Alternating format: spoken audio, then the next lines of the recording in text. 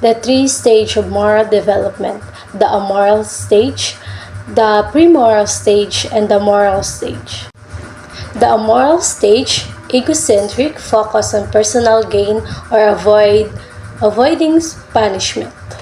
The moral stage, the initial stage of moral development, marked by a complete lack of moral understanding or a concerned individual at this stage do not grasp the concept or right or wrong and are primarily defined by social interests. Example, the 3 years old child taking a toy for another child without understanding it is wrong.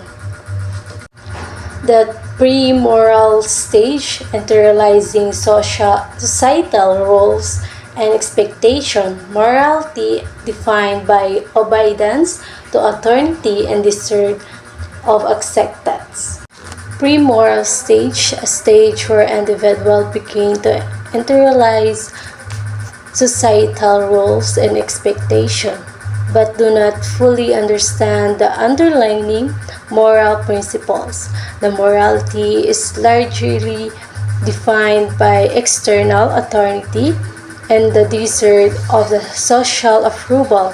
Example, a child follow classroom rules, avoiding punishment for the teacher without necessarily understand the reason behind the rule.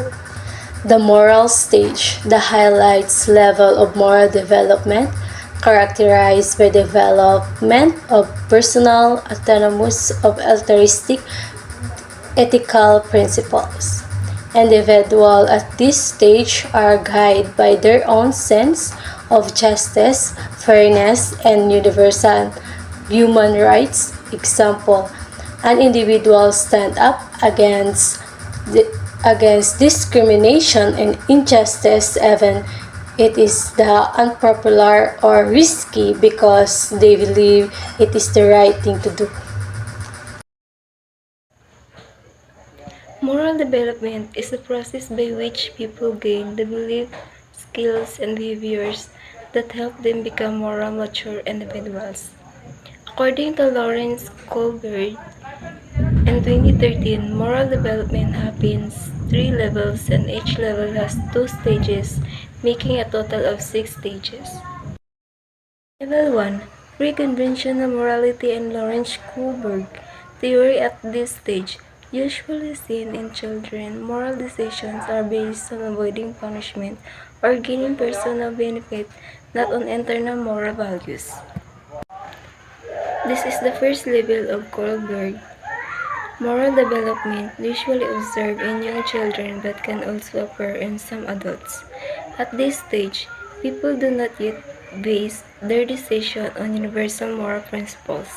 Instead, their reasoning is shaped by external consequences, avoiding punishment or gaining rewards rather than an inner sense of right and wrong. Stage 1. Obedience and punishment orientation. Children obey rules to avoid punishment. They believe something is wrong only if they are punished for it.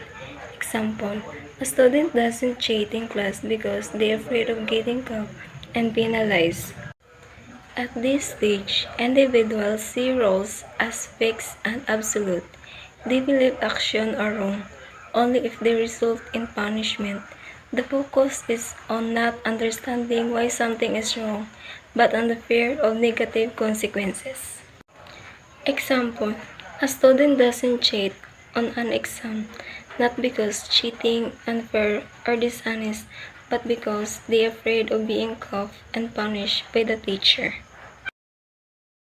In stage 2, instrumental orientation, moral decisions are guided by self-interest.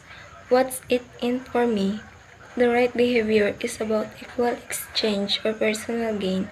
Example, a child does course only if promised a reward or ignores wrongdoing if it benefits both sides equally.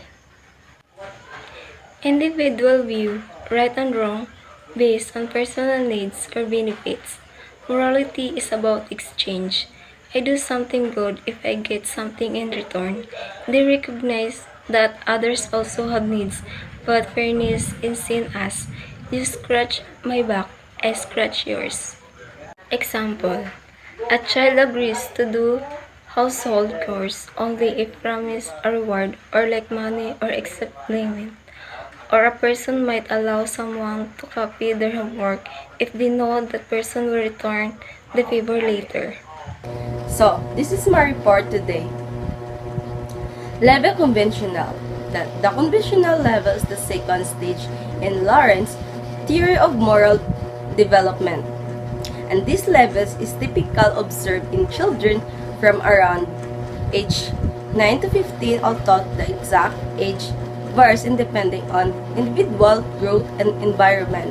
This level is usually seen in children between age 9 to 15, although the exact age can vary depending on how children grow and the environment they live. Children at this age want to approve from parents, teacher, or friends, and they care about others to see, and they also respect laws and authority. At this stage, a children's sense of morality is shaped by social expectation, rules, and the desire to maintain the relationship. They follow the rules of authority figures because they believe it is important to maintain harmony and order. The adherence to rules is strict and they rarely question whether those rules are fair or appropriate. They follow the rules of authority figure not only to avoid punishment, but because they truly believe the following rules is necessary for keeping harmony or order and fairness in society. The obedience to rules often very strict and they usually do not question whether those rules are fair or appropriate. Children at this level are very strict in following rules and they usually do not question whether those rules are fair or unfair. What matters the most to them is being accepted to see as good and maintaining harmony with the people around them.